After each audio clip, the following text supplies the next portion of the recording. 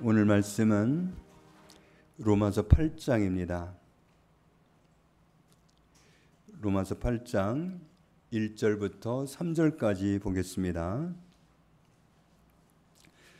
그러므로 이제 그리스도 예수 안에 있는 자에게는 결코 정죄함이 없나니 이는 그리스도 예수 안에 있는 생명의 성령의 법이 죄와 사망의 법에서 너를 해방하였음이라. 율법이 육신으로 말미암아 연약하여 할 수 없는 그것을 하나님은 하시나니 곧 죄로 말미암아 자기 아들을 죄 있는 육신의 모양으로 보내어 육신의 죄를 정하사. 아멘.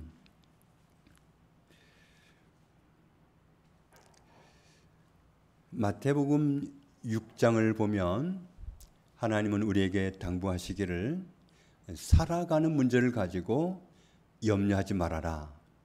살아가는 문제가 아무리 힘들고 어려워 보이더라도 그것을 염려하는 말을 하지 말아라. 염려하는 말을 우리가 하는 것을 하나님은 보기를 불편해 하십니다. 32절에 보면 왜 그렇게 말씀하시느냐 하면 하나님을 모르는 사람들이 살아가는 문제를 가지고 염려하는 말을 하는 거다. 너희에게는 하나님이 계시지 않느냐. 너희 하늘 아버지께서 너희와 함께 계시는데 그 아버지께서는 너희에게 있어야 할 것이 무엇인지를 다 알고 계신다. 다 알고 계시기 때문에 염려하지 않아도 된다고 그렇게 말씀하시고, 그 대신에 우리에게 꼭 기도해야 될 내용이 있다. 항상 기도해야 할 내용이 있다고 그랬는데 바로 이 말씀입니다. 그런즉 너희는 먼저 그의 나라와, 너희는 우선적으로 하나님의 나라와 하나님의 의를 구하라. 그리하면 이 모든 것을 너희에게 더하시리라. 우리가 하나님의 나라를 구하는 거기에 집중하면, 그러면 나머지 우리 살아가는 문제에 필요한 모든 것은 하나님이 다 공급해 주신다고. 뭘 먹어야 될지, 어떻게 해야 앞날을 살아가야 될지 염려하지 않아도 하나님이 책임져 주신다고 약속하셨습니다. 하나님의 나라를 얻는 사람에게 우리에게 필요한 모든 것을 우리 하나님 아버지께서 책임지신다고 하셨습니다. 우리가 하나님의 나라 하면 많은 분들이 오해하는 경향이 있는데, 무엇을 오해하느냐면 하나님의 나라는 어디에 있느냐입니다.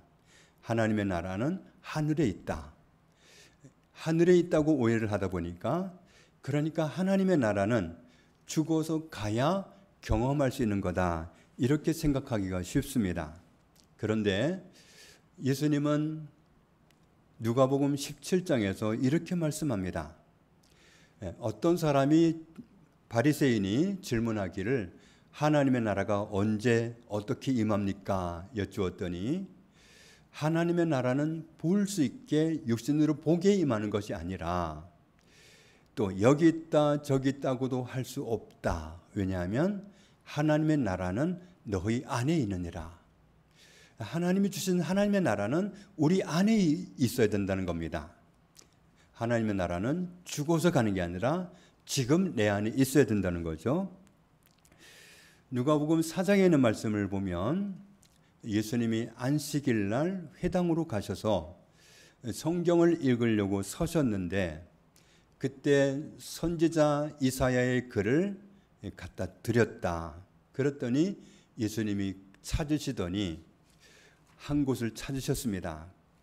주의 성령이 내게 임하셨으니 이는 가난한 자에게 복음을 전하게 하시려고 내게 기름을 부으시고 나를 보내사 포로된 자에게 자유를, 눈먼 자에게 다시 보게 함을 전파하며 눌린 자를 자유롭게 하고.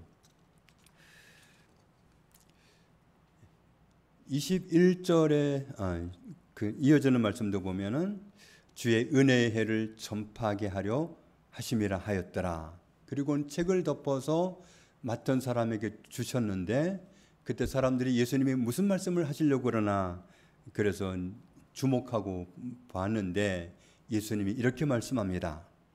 이에 예수께서 그들에게 말씀하시되 이 글이 방금 읽었던 말씀, 자유를 누리게 하시는 은혜, 눌린 사람을 자유롭게 하는 은혜, 포로가 자유를 얻는 은혜, 눈 멀었던 사람이 다시 보는 은혜, 이런 은혜를 약속하셨는데 이 말씀이 오늘 너희 귀에 응하였다. 모든 억눌리고 잘못되고 한 것들을 회복시키는 그 은혜는 예수님이 오심으로써 회복되기 시작했기 때문에 오늘 누려야 된다는 거죠. 오늘 누려야 된다는 것은 우리가 하나님의 나라를 오늘 경험해야 된다는 겁니다. 마태복음에 있는 말씀을 보면은 무화과 나무의 비유를 배우라. 그 가지가 연하여지고 잎사귀를 내면 여름이 가까운 줄을 아나니. 우리가 나뭇가지를 보면 알잖아요. 그 잎사귀가 연해지고 나오고 이렇게 자라는 모습을 보면 여름이 곧 오겠구나 하는 것을 아는데, 이와 같이 너희가 이 모든 일을 보거든 인자가, 예수님이 사람이 되어 오신 하나님의 아들이 가까이 곧 문 앞에 이른 줄 알라, 이렇게 말씀을 하셨는데, 그런데 이 말씀을 다른 성경에서는 어떻게 말씀하고 있느냐 하면 마가복음에서 똑같이 말씀하죠. 무화과 나무의 비유를 배우라. 그 나무가 푸릇푸릇 변하는 모습을 보면서 여름이 가깝구나, 이 사실을 아는 것처럼 너희가 이런 일을 맛보거든 인자가 문 앞에 이른 줄을 알라, 그렇게 말씀을 하셨는데, 그 마태복음, 마가복음에서는 이 말씀을 똑같이 얘기하고 있다는 걸 알 수 있는데, 그런데 누가복음엔 좀 다르게 얘기하고 있습니다. 이에 비유로 이르시되 무화과 나무와 모든 나무를 보라. 그러니까 모든 나무를 보라. 싹이 나면 너희가 보고 여름이 가까운 줄을 자연히 아나니. 그러면서 이와 같이 너희가 이런 일이 일어나는 것을 보거든 인자가 아니고 하나님의 나라가 가까이 온 줄을 알라. 하나님의 나라가 가까이 온 줄 알라. 예수님이 가까이 온 줄 알라. 하나님의 아들이 가까이 온 줄 알라. 이렇게 말씀하시더니 여기에서는 하나님의 나라가 가까이 온 줄 알라. 결국은 앞에서는 예수님이 가까이 온 줄 알라 하셔놓고 여기서는 하나님의 나라가 가까이 온 줄 알라 하신 것으로 봐서 앞에서 말씀하신 예수님은 곧 하나님의 나라입니다. 예수님은 하나님의 나라예요. 그래서 예수님이 오신 건 하나님의 나라가 임한 거예요. 예수님이 내 안에 오셨다면 내 안에 하나님의 나라가 이루어진 거예요. 하나님의 나라가 어떻게 내 안에 임하느냐 하면 예수님이 내 안에 오시면 하나님의 나라가 임한 겁니다.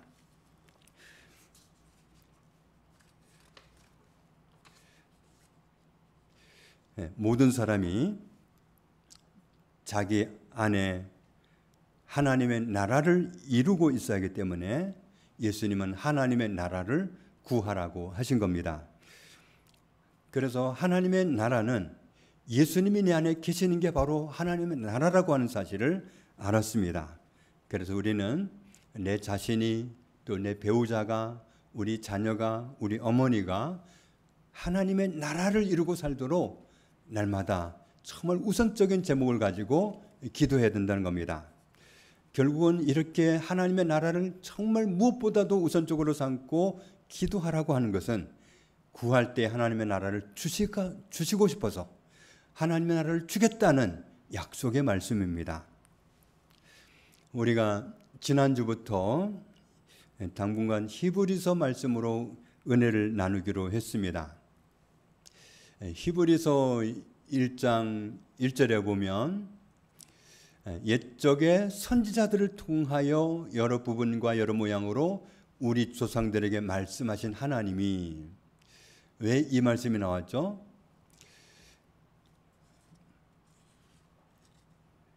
AD 64년에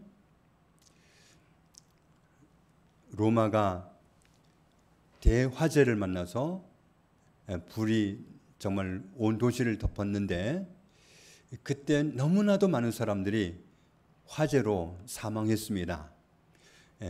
정말 자기 가족이 불 속에서 타는 걸 보고도 들어갈 수가 없고, 불 속에 있는 사람은 어떻게 도움을 요청할 수도 없고, 서로 그냥 마주보면서 타 죽어가는 모습을 보고만 말아야 되는, 그리고 그 화마에다가 모든 재산을 다 잃었던 로마 사람들은 그 화재를 겪고 나서 엄청 화가 나 있었습니다. 도대체 어떤 녀석이 불을 내가지고 우리가 이런 화를 당해야 되느냐, 그렇게 화가 났습니다. 그래서 범인을 찾다가 결국은 입버릇처럼 로마를 재건해야 된다고 말했던 네로 황제가 의심을 받게 됐고, 네로 황제는 자기가 이제 정말 죽게 생겼으니까 살기 위해서 그리스도인들에게 덮어 씌웠습니다. 그리스도인들이 불을 냈다, 그놈들을 가만두지 말아라, 이렇게 해가지고 그 당시에 네로 황제 때에 엄청난 박해가 있었습니다. 그래서 정말 교회가 무너질 지경까지 갔던 거죠. 요한계시록 시대와 같은 시대가 바로 히브리서를 기록한 그 시대입니다.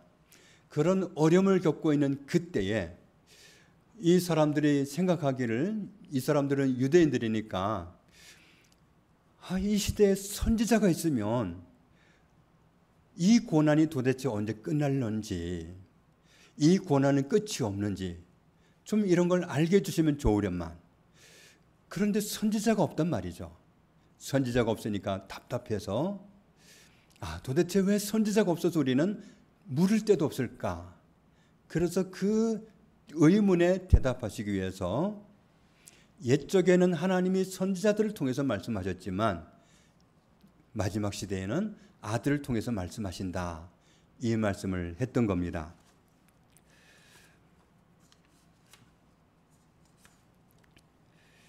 히브리서에서는 옛날에야 선지자를 통해서 말씀하셨지만 이제는 하나님이 아들을 통해서 말씀하신다는 것을 말씀했습니다. 하나님이 계시고 그리고 하나님의 백성들이 있는데 그 사이에 두 그룹의 사람들이 있다고 그랬죠. A그룹은 하나님 편에 서 있고 하나님 편에서 서서 사람들을 향해서 말합니다. 그리고 또 B그룹의 사람들은 사람들 편에서 나와가지고 하나님을 향해 서 있으면서 하나님께 말합니다. 이 A그룹의 사람을 선지자라고 말하고 B그룹의 사람을 제사장이라고 말합니다. 선지자는 하나님이 당신의 백성들에게 이 말을 해라, 그러면서 어떤 말씀을 주시면 그 말을 가서 전하는 거예요. 제사장은 백성들을 살리기 위해서 하나님 이들을 용서해 주십시오 하고 하나님께 호소하는 사람, 하나님께 좀 막아서고 이 사람들을 그냥 벌하지 마시고 용서해 주십시오 하고 징계받지 않도록, 형벌받지 않도록 살려달라고 애원하는 사람이 바로 제사장입니다. 하나님과 이스라엘 백성들은 언약으로 맺어진 사람들입니다.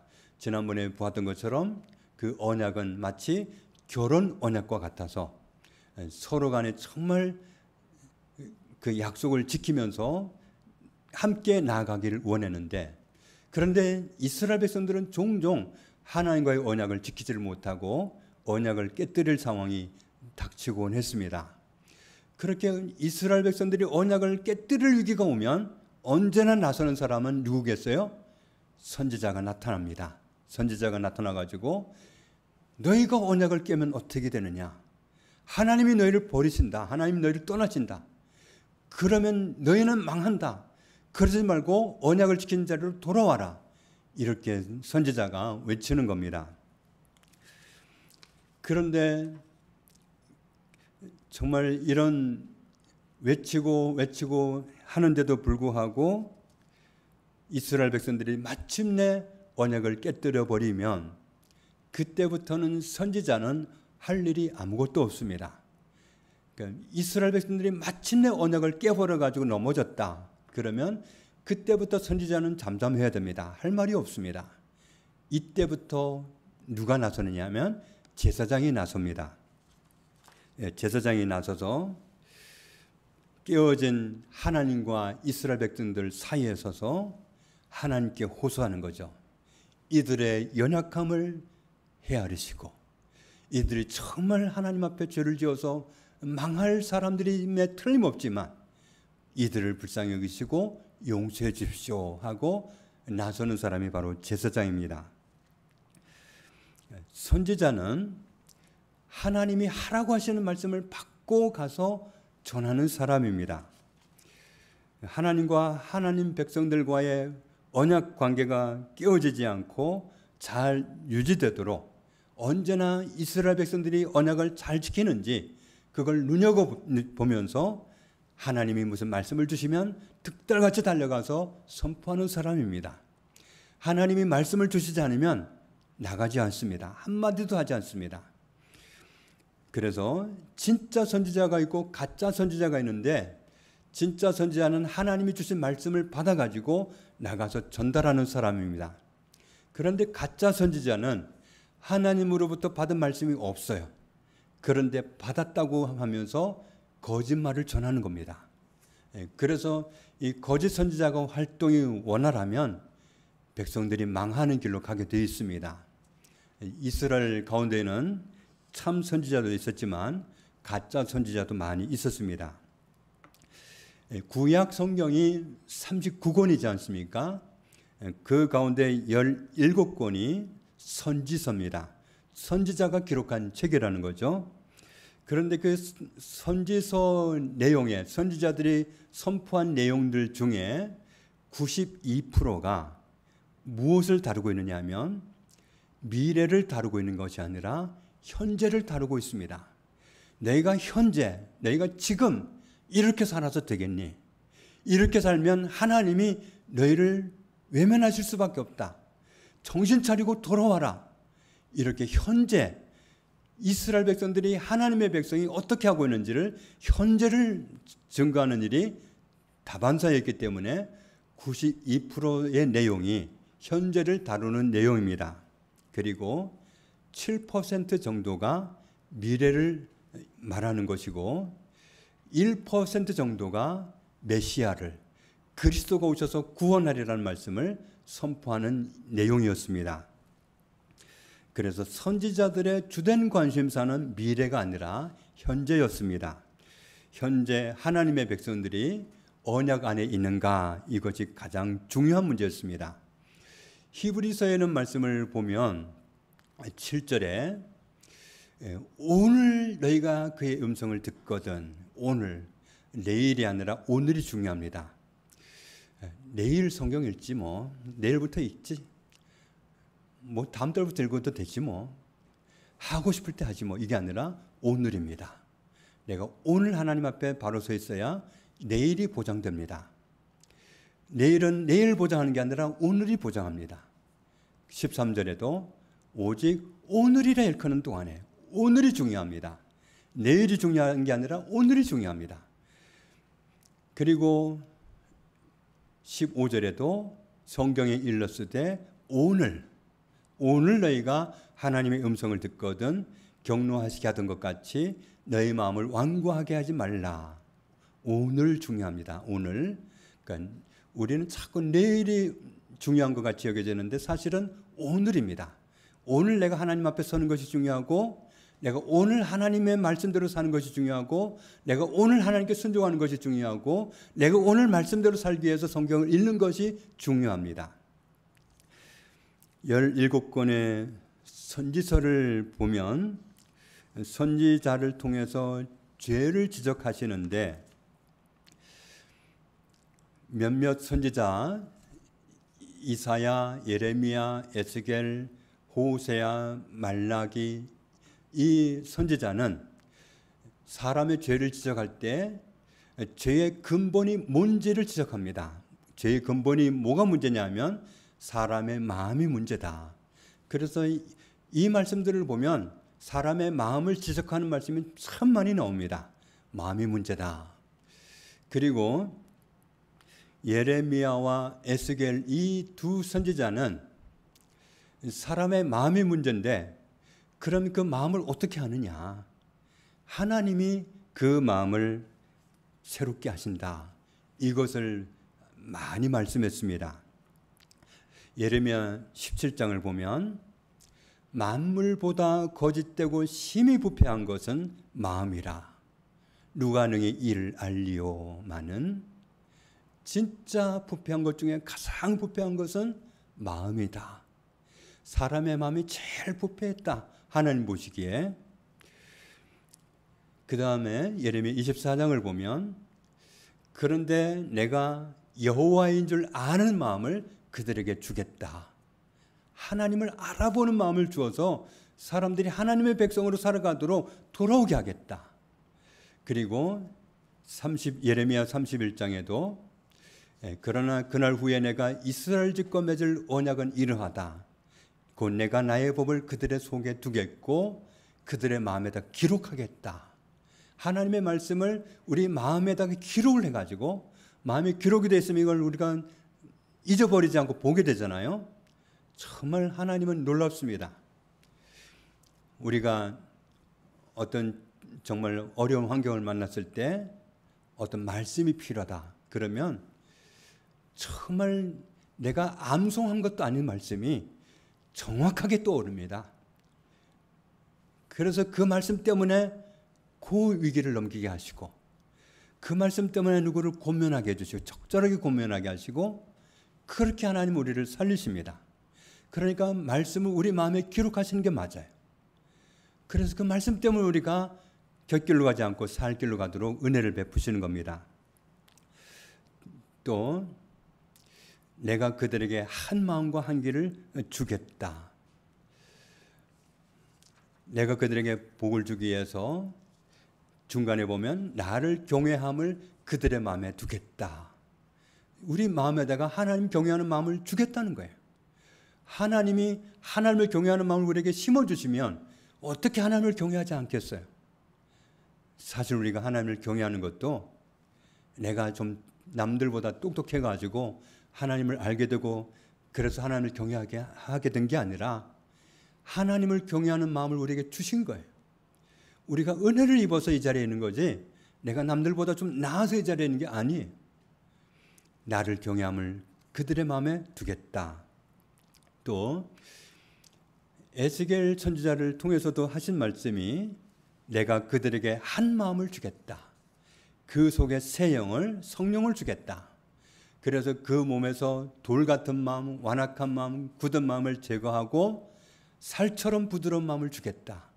완고한 마음은 하나님께 대듭니다. 완고한 마음은 하나님 앞에서 굴복하지 않습니다. 그런데 그런 마음은 제거해 주시고 살처럼 부드러운 마음을 주시겠다. 하나님이 이렇게 해서 우리의 정말 부패한 것 중에 가장 부패한 것, 가장 회복이 불가능한 것, 그 마음을 이렇게 고치실 것을 약속하셨습니다. 내 율례를 따르며 내 규례를 지켜 행하게 하겠다. 내가 하나님 말씀대로 살아야지 해갖고 할 수 없습니다. 하나님이 하나님의 말씀을 따르게 해주시고 그 말씀대로 살아가게 행하게 해주셔서 우리는 하나님의 백성이 되고 하나님은 나의 하나님이 되고 이런 은혜를 누리게 하십니다. 36장에도 하나님이 너희로 정결하게 할 것이다. 끝에 보면 너희를 정결하게 할 것이며 또 중간에 새 마음을 너희에게 줄 것이고 끝부분에 부드러운 마음을 줄 것이며 또 내 영을 너희 속에 두어서 너희로 내 율례를 행하게 하겠다. 너희가 내 규례를 지켜 행하게 하겠다. 하나님이 우리 마음을 정말 부패한 것 중에 손을 쓸 수 없이 부패한 것이 우리 마음인데 하나님이 이렇게 고쳐서 하나님의 백성 되게 하시고 하나님의 나라가 되게 하시는 은혜를 주신다고 약속하셨습니다. 한때 한국 교회에 어떤 바람이 많이 불었느냐 하면 가문의 저주라는 말이 참 유행했습니다. 그래서 정말 가문의 저주라는 말을 잘못 알면 거기에 묶여서 정말 헤어나지 못하는데 그게 정말 성경적인지, 그게 정말 사실인지 우리가 전에도 한번 다룬 적이 있지만 우리가 이 부분은 잘 정리하고 넘어가는 게 좋겠습니다. 주님이 오시기 전 586년에 예루살렘이 멸망을 했습니다. 바벨론에 의해서 멸망을 해가지고 이 이스라엘 사람들이 대부분 포로로 바벨론에 잡혀갔어요. 정말 힘없고 정말 배우지 못하고 이런 사람들만 예루살렘에 남아 있었고, 그 외에 좀 배운 사람들, 좀 권력이 있던 사람들, 이런 사람들은 다 잡혀가서 남의 나라의 포로로 잡혀가 있었습니다. 나라를 잃고 남의 나라에 잡혀가 사는데 정말 처음에는 열심히 기도했죠. 하나님, 우리를 빨리 본국으로 돌아가게 해주시라고. 이 바벨론, 이 하나님도 모르는 나라, 이 민족은 멸망시켜 주시고 우리 빨리 회복시켜 주시라고, 빨리 돌아가게 해달라고, 해방시켜 달라고 기도를 했는데 하나님이 속히 들어주시지 않았습니다. 그러니까 이 사람들이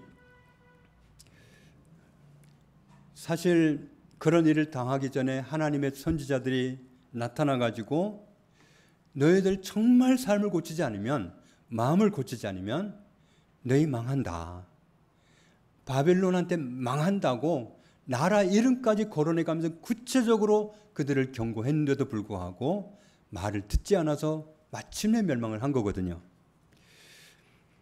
그런데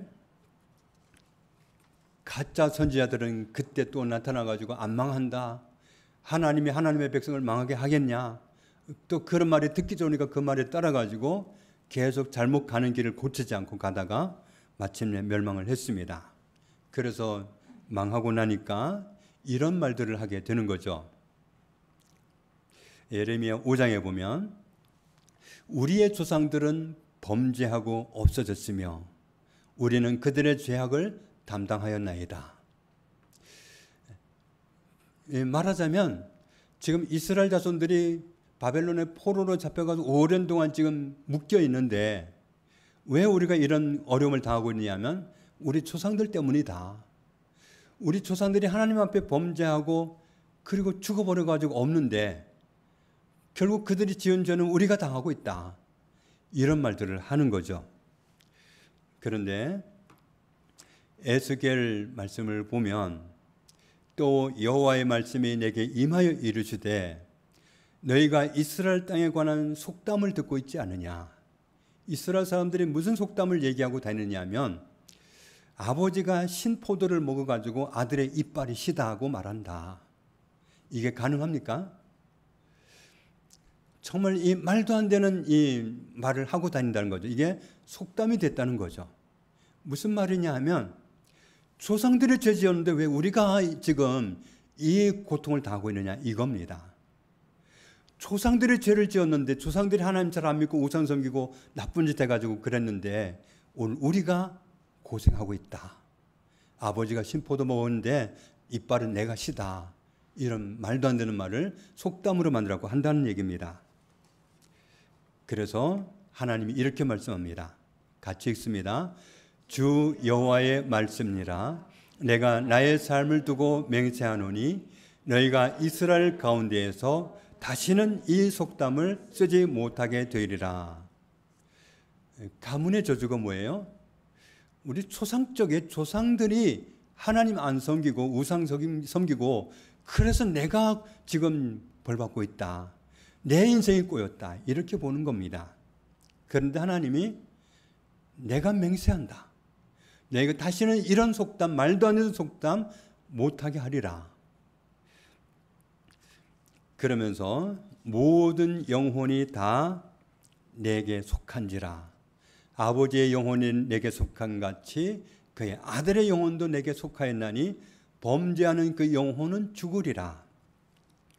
하나님은 모든 영혼을 아버지의 손에서 주장하고 계시고 하나님이 각 사람의 죄에 따라서 각 사람을 다루시지 아버지가 죄를 지었다고 해서 아들을 벌하시는 거 아니라는 걸 말씀하고 싶어서 지금 말씀하는 겁니다.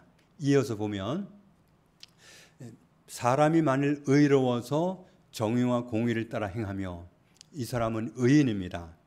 의롭게 사는데 산 위에서 재물을 먹지도 않고 이스라엘 족속의 우상에게 눈을 돌리지도 않고 이웃의 아내를 더럽히지도 않고 월경주에 있는 여인을 가까이 하지도 않고 사람을 학대하지도 않고 빚진 자의 저당물을 돌려주고 남의 것을 강탈하지 않고 줄인 사람이 보면은 음식물을 주고 벗은 자를 보면 옷을 입혀주고 이자를 받겠다고 이자 받을 욕심에 이자를 몇 프로 내라고 구워주지 않고 이자를 줘도 받지도 않고 스스로 손을 금하여 죄를 짓지 않고 사람과 사람 사이에 진실하게 판단하고 하나님의 말씀대로 살고 그렇게 산다면 그는 어떤 사람이라고요? 의인이니 반드시 살리라. 주 여호와의 말씀이니라. 조상이 잘못했다고 해서 내가 의인으로 사는데 내가 벌 받냐? 아니라는 걸 지금 말씀하는 거예요. 그 다음에도 보면 그런데 그 의인이 가령 아들을 낳았다 하자.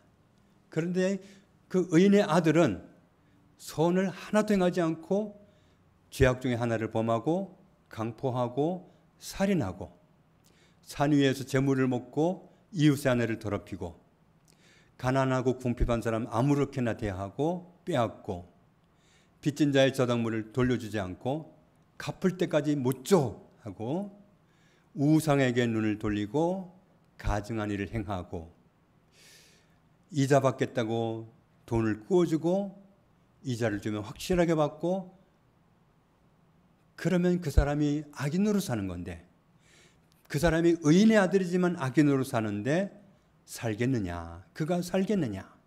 결코 살지 못하리니 이 모든 가증한 일을 행하였은즉 반드시 죽을지라 자기의 피가 자기에게로 돌아가리라.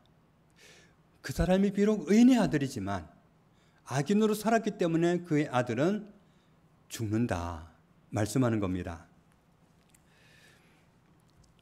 그 다음에 보면 그 악인이 의인의 아들인데 그 아들이 악인으로 살았어요. 그런데 그 악인으로 산 그 아들이 또 아들을 낳았어요. 그런데 그 또 낳은 아들이 아버지가 행하는 모든 악한 삶을 보고 하나님이 두려워서 자기는 그렇게 안 살더라.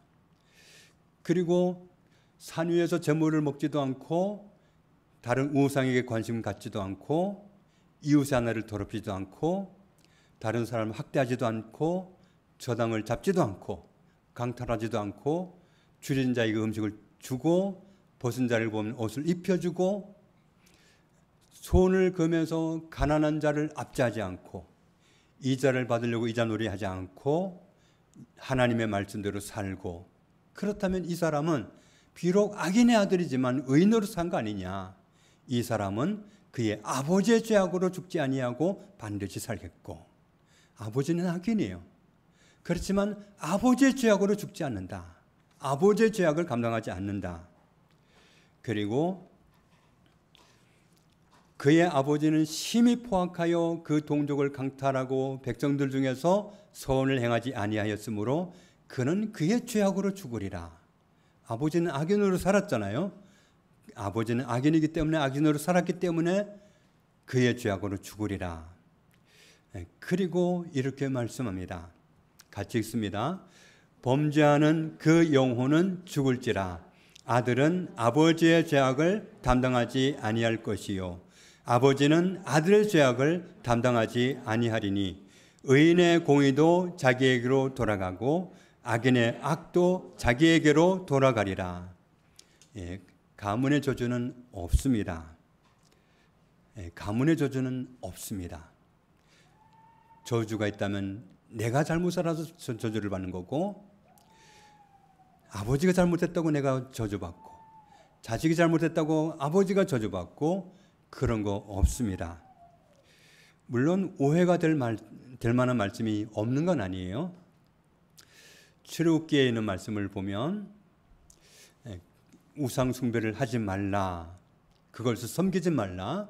네 하나님 여호와는 질투하는 하나님이기 때문에 나를 미워하는 자의 죄를 갚되 아버지로부터 아들에게로 3, 4대까지 이르게 하겠다. 3, 4대까지 이르게 하겠다고 말씀했습니다. 하나님은 우상 숭배하는 것을 가장 싫어하기 때문에 하나님은 그런 사람을 벌하십니다. 그런데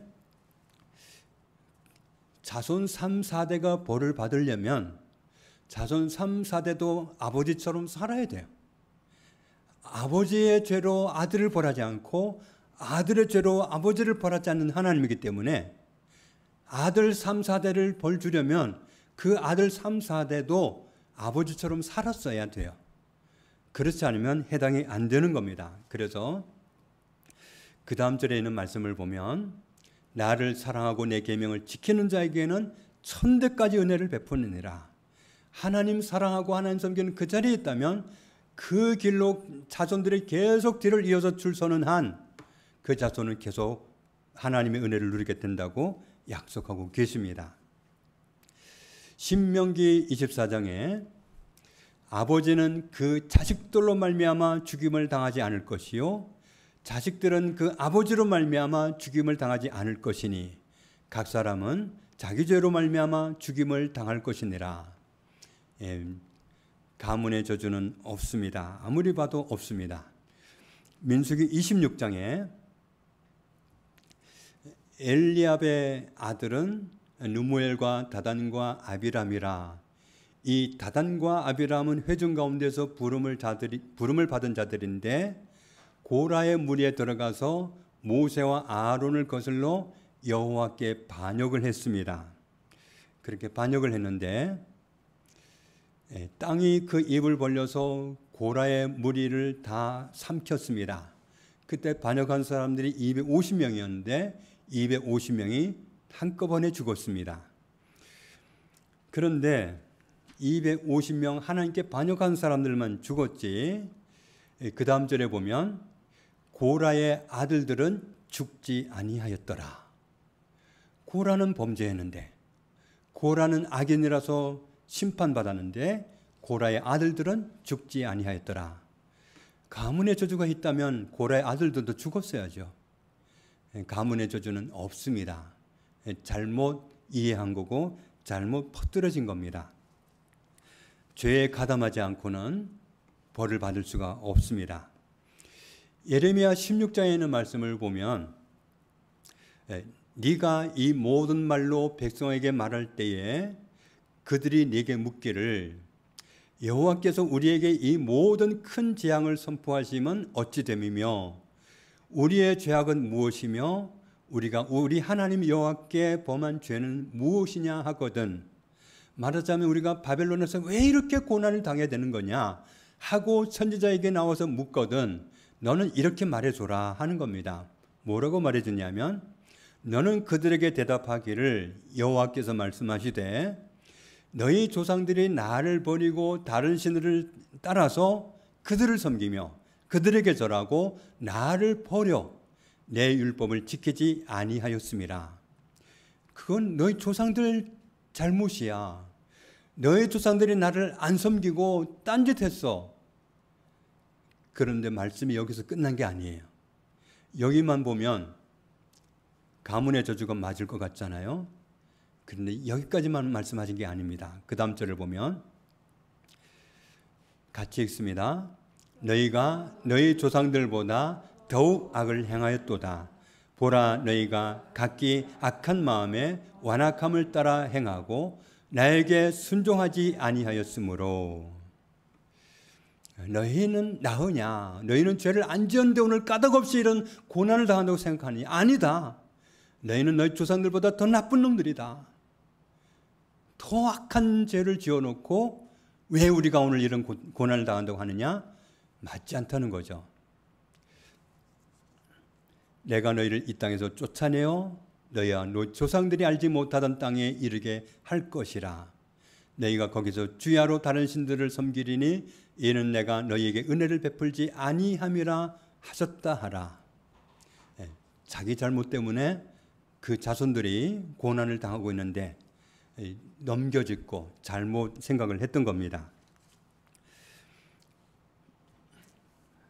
BC 586년에 이스라엘이 멸망한 것은 그 시대 사람들의 죄악 때문이었습니다. 조상들 죄만이 아니라 그 후손들도 똑같이 죄를 벗어나지 않고 죄악의 길을 갔기 때문에 명한 겁니다. 그런데 갈라디아서 3장에 보면 같이 읽습니다. 그리스도께서 우리를 위하여 저주를 받은 바 되사 율법의 저주에서 우리를 속량하셨으니 기록된 바 나무에 달린 자마다 저주 아래 있는 자라 하였음이라. 예수님이 우리들을 대신해서 저주 받으시고 우리를 저주에서 해방시켜 주셨기 때문에 우리는 저주와 상관이 없습니다. 또 고린도후서 5장 17절에 같이 읽습니다. 그런즉 누구든지 그리스도 안에 있으면 새로운 피조물이라. 이전 것은 지나갔으니 보라 새 것이 되었도다. 우리를 저주에서 해방시켜 주신 그리스도 안에 있다면 우리는 전혀 새로운 존재입니다. 내 조상들이 어떻게 했건 간에 아무 상관없이 내가 그리스도 안에 있다면 우리는 전혀 새로운 존재라는 사실을 명심해야 됩니다. 히브리서 9장을 보면 예수님이 염소나 송아지의 피가 아니라 자기의 피로 우리를 영원히 죄사함을 얻게 해 주셨습니다. 그리고 10장 10절을 보면 그 사건을 통해서 우리가 거룩함을 얻었다고, 죄인으로 남아있는 게 아니라 죄사함을 받고 거룩함을 얻은 존재가 되었다고 선포하셨습니다. 그리고 17절에 있는 말씀을 보면 하나님은 우리의 죄를 기억 안 하신다. 예수 그리스도를 통해서 용서하셨기 때문에 기억 안 하신다고 말씀하셨습니다. 로마서 8장에 있는 말씀을 보면 그러므로 이제 그리스도 예수 안에 있는 자에게는 결코 정죄함이 없다. 하나님 앞에 우리가 나아가면 히브리서 9장 27절 말씀대로 하면 심판을 받도록 되어 있지만 그리스도 예수 안에 있는 사람에게는 결코 정죄받을 일이 없다. 결코라는 건 절대로 없다. 절대로. 그리스도 예수 안에 있는 게 틀림없다면, 예수님을 내 안에 모셔서 하나님의 나라를 이루고 있다면 결코 너는 죄인이다 하는 말을 들을 필요가 없다. 정죄당하면 지옥 갑니다. 그런데 그럴 일이 없다는 걸 말씀하는 거죠. 그리고 왜 그러냐 하면 그리스도 예수 안에 있는 생명의 성령의 법이 죄와 사망의 법에서 너를 해방하였음이라. 요한복음 5장 24절에서도 동일한 내용을 말씀합니다. 같이 읽겠습니다.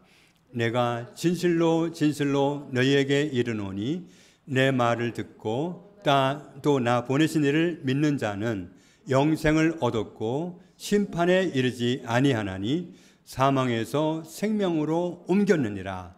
아멘. 예수 그리스도 안에서 죄를 사함받았기 때문에 내 죄를 사하신 예수님 안에 있으면 심판이 나에게 이르지 않습니다. 심판받는 순서가 지나갑니다. 사망에서 생명으로 옮겼고 영원한 생명을 얻었습니다. 그리스도 예수 안에 있다면 결코 정죄함이 없는 겁니다. 예수 그리스도 안에서 우리를 온전하게 구원하시고 완벽하게 영원히 속죄함을 주시고 정죄받을 일이 없는 완벽한 하나님의 백성으로 삼아 주셨습니다. 그리스도 예수 안에 있는 사람에게는 이와 같은 은혜를 주셨습니다. 그러므로 그리스도 예수 안에 있는 이 은혜의 자리, 영원히 속죄받을 이 자리에 영원토록 거하는 우리 모두가 되기를 주님의 이름으로 축복합니다. 하나님 아버지 감사합니다. 예수 그리스도 안에 있으면 결코 정죄받을 일이 없습니다. 예수님이 우리 죄를 십자가에서 도말하셨고 우리는 모든 죄를 그리스도 안에서 사함받았기 때문입니다. 이같이 영원한 속죄를 우리에게 주셔서 정죄받을 일이 없는 하나님의 친자녀 삼아주시는 은혜 감사합니다. 이 은혜의 자리에 영원히 거하는 저희들 모두가 되게 하여 주옵소서. 예수님의 이름으로 기도합니다. 아멘.